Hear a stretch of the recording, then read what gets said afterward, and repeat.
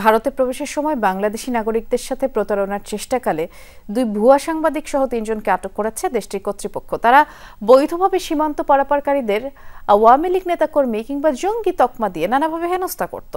আটককৃতদের বিরুদ্ধে 3 দিনের রিমান্ড মঞ্জুর করেছে কৃষ্ণগঞ্জ আদালত।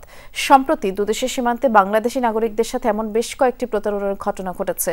আমাদের সহকর্মী সুকান্ত চট্টোপাধ্যায় পাঠানো তথ্যচিত্রে ডেস্ক রিপোর্ট। এলএমই সার্টিফাইড বিশ্বসেরা কপারে তৈরি ওয়ালটন কেবলস, যা আপনার স্থাপনাকে রাখবে সব সময় নিরাপদ।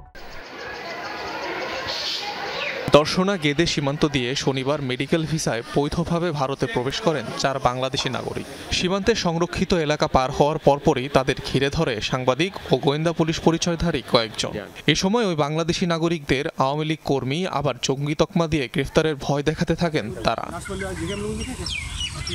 এক পর্যায়ে মোটা অঙ্কের অর্থের বিনিময়ে বিষয়টি মিটমাট করার চাপ দিতে থাকে কথিত সাংবাদিক ও গোয়েন্দা পুলিশের দলটি।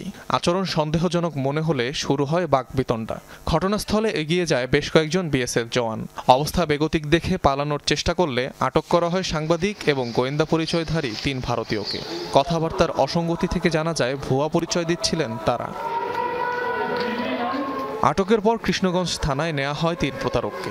জব্দ করা হয় একটি গাড়ি। আটককৃতরা পশ্চিমবঙ্গের উত্তর 24 পরগনা, কলকাতা ও বারাসাতের বাসিন্দা। কৃষ্ণনগর জেলা আদালতের নির্দেশে 3 দিনের রিমান্ডে নেওয়া হয়েছে তাদের। স্থানীয় প্রশাসন জানিয়েছে, সাম্প্রতিক সময়ে সীমান্ত পার হওয়া বাংলাদেশি নাগরিকদের সাথে প্রতারণার এমন বেশ কয়েকটি ঘটনা ঘটেছে। অনিক রহমান, যমুনা নিউজ।